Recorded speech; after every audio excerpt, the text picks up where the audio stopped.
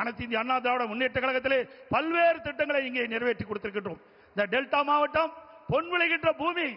அப்படிப்பட்ட விளை நிலங்களை ஸ்டாலின் அவர்கள் துணை முதலமைச்சர் இருந்த காலகட்டத்திலே விவசாய நிலங்களை அபகரிக்கின்ற விதமாக மீத்தேன் ஹைட்ரோ கார்பன் திட்டத்திற்கு அந்த புரிந்துணர்வு ஒப்பந்தம் போட்டது திரு ஸ்டாலின் முன்னிலையிலே.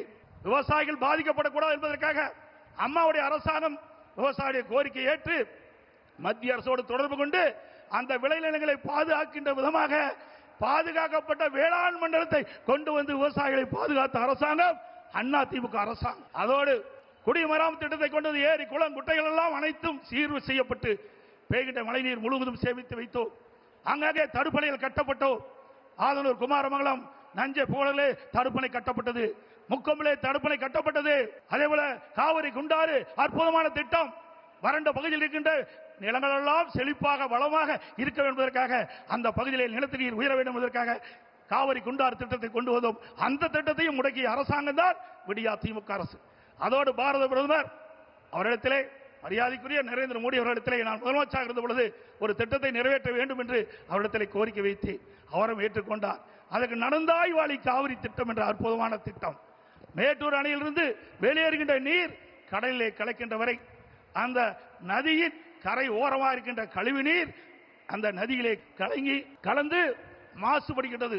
அந்த நீரை சுத்தமான நீராக மக்கள் பருக வேண்டும், விவசாயத்துக்கு சுத்தமான நீராக பாய்ச்ச வேண்டும் என்ற அடிப்படையிலே அவரிடத்திலே கோரிக்கை வைத்தேன்.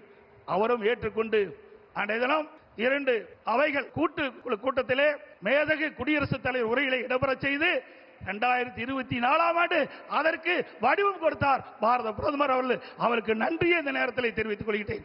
சுமார் 11,250 கோடி நடந்தாய்வாளி காவிரி திட்டத்திற்கு மத்திய அரசு அனுமதி கொடுத்தது 2024ஆம் ஆண்டு கொள்கை விளக்க குறிப்பிலே இடம்பெற்றிருக்கிறது தமிழ்நாடு அரசிலே. ஆனால் இதுவரை அதை நிறைவேற்றப்படவில்லை.